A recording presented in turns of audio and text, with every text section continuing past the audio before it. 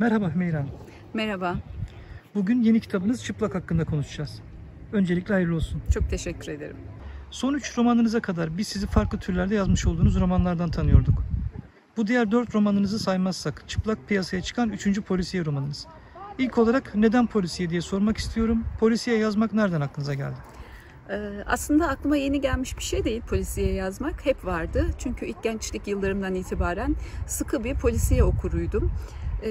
Ve bu zaman içinde kalemime de yansıdı. Polisiye yazmak beni mutlu ediyor sanırım. Peki o zaman neden edebiyat dünyasına girişiniz bir polisiye olmalı? Bu tabii tesadüfen verilmiş bir karar değildi. Bizim edebiyatımıza polisiye roman biraz geç kabul gören bir tür oldu. Gerçi Tanzimat'la birlikte edebiyatımız polisiye türüyle karşılaştı ama Ahmet Mithat'la başladı. Peyami Safa, Hüseyin Rahmi gibi yazarlar eğlencelik, zaman geçirmek, para kazanmak için yazıyorlardı. Günümüzde yerine oturdu polisiye roman. Artık sosyal içerikli, kabul gören, güçlü edebi bir tür olarak kabul ediliyor. İyi bir polisiye romanın iyi bir edebi tür olduğunu söyleyebiliriz. Aynı zamanda bir edebiyat öğretmenisiniz. Edebiyat çevrelerinin kabullenmediği bir türü yazmak istemediğinizi söylesek yanlış olmaz o halde. Belki evet, ön yargıları kırmak bizim toplumumuzda biraz zor. Ama dediğim gibi artık böyle bir sorun kalmadı. Yani siz de bir nevi ilk romanınızda edebi üslubunuzu sergilediniz. Artık sıra kendi istediğiniz türde yazmaya geldi. O yüzden artık polisiye yazabilirim mi dediniz? Böyle de denebilir ama şunu da fark ettim ki artık kapitalist bir dünyada popülist bir düşünce yapısını çeviren dişilerden birine takılan yazarlardan biri olduğumu düşündüm belki de. Ve aslında başından beri bütün romanlarımda var olan polisiye kurguyu ben de tam anlamıyla bir polisiye romana dönüştürmek istedim diyebiliriz. Peki yeni romana geçmeden ilk 2 polisiye kitabınız 7 ve Panoptikon hakkında kısaca bahsetmenizi istesem. Tabii memnuniyetle. İlk romanım polisiye türünde 7 idi. 7 Janset Cabbar adında Ankara İl Emniyet Teşkilatı'nda cinayet şubede bir başkomiserdi. Kendisi şiddet mağduru bir annenin kızıydı. O yüzden de güçlü, ayakları üstüne basan, azimli, kararlı, ne istediğini bilen ama kadınlara çok büyük destek veren bir başkomiserdi. Etrafında da çok sevilip kabul görmüş bir başkomiserdi. Onun maceraları ikinci kitapta yani Panoptikon'da da devam etti. Panoptikon'da da Covid sonrası bir döneme rast geldiği için Covid'den yaklaşık 10 yıl sonrasını hayal ederek yazdığım bir romandı. 10 yıl sonrasında gelişen teknolojide Covid'in belki de etkilerini bir cinayet çözümü esnasında tanıklık etmişti okurlarım. Cabbar Başkomiser'den sonra Çıplak'ta okurlarınız yeni bir başkomiserle tanışıyor. Hatta bir kadın başkomiserle tanışıyor. Cabbar Başkomiser'i sevenler ona veda mı ediyorlar? Yok, kesinlikle hayır. Demin söylediğim gibi Cabbar Başkomiser aslında okurlarım tarafından çok takdir gördü, çok beğenildi. Sağ olsunlar. Ona veda etmiyoruz. Hatta Çıplak'ta kitabın bir bölümünde konuk olarak da Cabbar Başkomiser'i görecekler. Bundan sonra da yazmaya da devam edeceğim. Her iki başkomiser karakterinizin de kadın olması dikkat çekici. Hatta diğer romanlarınızın da baş karakterleri hep güçlü kadınlardı. Bu karakterlerden yola çıkarak sizi feminist bir yazar olarak tanımlayabilir miyiz? Feminizmi nasıl algıladığınıza bağlı. Eğer doğru tanım içerisindeysek evet söyleyebiliriz. Çünkü bizim toplumumuzda feminizm genellikle erkek düşmanlığı olarak tahayyül ediliyor ama aslında böyle bir şey yok. Feminizm kadının ve erkeğin eşit haklara sahip olduğu bir dünya hayaliyle kurulmuş bir felsefe. Dolayısıyla bu eşitlik kavramı üzerinden hareket edersek evet feminist bir yazar olarak söyleyebilirsiniz. Çünkü bütün karakterlerim sizin de belirttiğiniz gibi güçlü, ayakları üzerine basabilen, hakkını arayan, dirayetli, cesur kadınlar.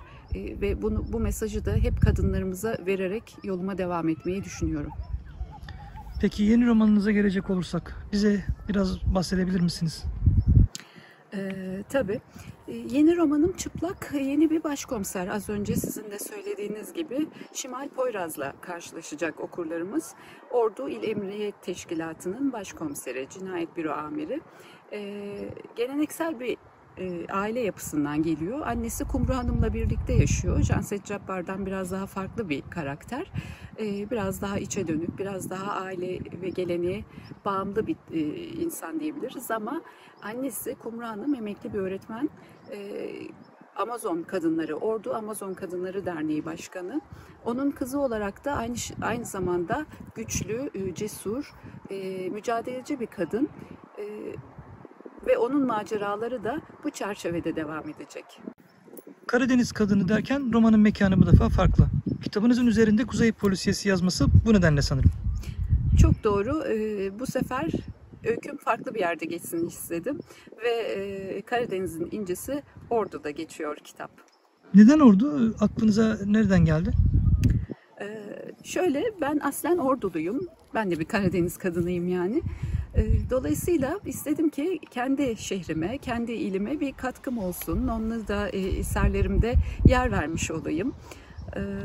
Ve tıpkı diğer birçok yazarın yaptığı gibi, mesela Dostoyevski'nin St. Petersburg'u, Kafka'nın Prag'ı, işte ne bileyim Yaşar Kemal'in Adana'yı anlatması gibi ben de bir yazar olarak kendi kentime bir katkı sunmak, onu ortaya çıkarmak istedim. O yüzden de Ordu'yu tercih ettim. O zaman okurlarınızın ve özellikle Ordulu hemşehrilerinizin Başkomiser Şimal Poyraz'a özel bir ihtimam göstermesi gerekecek. Tabii ki memnun olurum. Ordu'yu ve Orduluları buradan selamlıyorum. Onların ilgisi beni mutlu edecek ama tabii ki ben sadece Şimal Başkomiseri Ordulular ve Ordulu okurlarım için yazmadım. Dünya küçük bir köye dönüştü. Dünya üzerinde beni okuyan, beni takip eden birçok okurum var. Hatta öyle fark ediyorum ki dünya üzerindeki okurlarım ülkemdeki okurlardan çok daha fazla teveccüh gösteriyorlar. Dolayısıyla gelişen teknolojiyle birlikte dünya üzerindeki okurların daha farklı, daha bilinçli okumalar yaptığını fark ediyorum. Peki bu size olan ilgileri yurt dışında yaşadığınız için olabilir mi? Yok, sanmıyorum. Aslında yurt dışında yaşıyor olmam bir şey değiştirmiyor. Kitaplarım aslında ilk etapta Türkiye'de basılıyor. İlk çıkış noktası Türkiye oluyor. Ama ben az önce de belirttiğim gibi benim düşüncem bizdeki okur kitlesi belli bir çevrede yoğunlaşıyor. Belli rağbet gören isimlerin etrafından kurtulamıyor. Ama dünya üzerindeki okuyucular çok daha geniş bir yelpazede okuma yaptıkları için farklı yazarları tanımaktan daha çok mutlu olduklarını düşünüyorum. Bu yüzden diyebilirim. Sohbet çok keyifli Meyra Hanım ama zamanımız kısıtlı ne yazık ki. Son olarak Çıplak roman için neler söyleyelim okurlarınıza? Şöyle diyelim o zaman, hani kitabı çok anlatmak, ele vermek istemiyorum. Aslında Çıplak romanı patriarkal sisteme kafa tutan, kadınlardan oluşan bir grubun ayakları üzerinde duran, güçlü, cesur kadınlardan oluşan bir grubun hikayesi diyebilirim. Ama sadece kadınlar yok tabii bu hikayede. Bir uyuşturucu çetesi var, işlenen bir cinayet etrafında dönen ve bu olayları çözerken namus kavramının aslında sadece kadınlara mahsus bir özellik olmadığını, kadınlar kadar namus kavramıyla erkeklerin de yakın bir bağlantı içinde olduğunu vurguladığımız bir roman. Tabii tüm bunları okurken okuyucularımız macera, aksiyon, heyecan ve aşkla da karşılaşacaklar. Ben kitabınızı çok severek bir solukta okudum. Eminim tüm okurlarınız da öyle okuyacaklardır. Çok teşekkür ediyorum Meyra Hanım bu güzel sohbet için. Ben teşekkür ediyorum. Ben de okurlarınızın kitaba nasıl ulaşacakları konusunda kısa bilgi vereyim. Dileyenler kitapyurdu.com adresinden siparişlerini verebilirler. Ayrıca videonun altına linki bırakacağım. Keyifle okusunlar.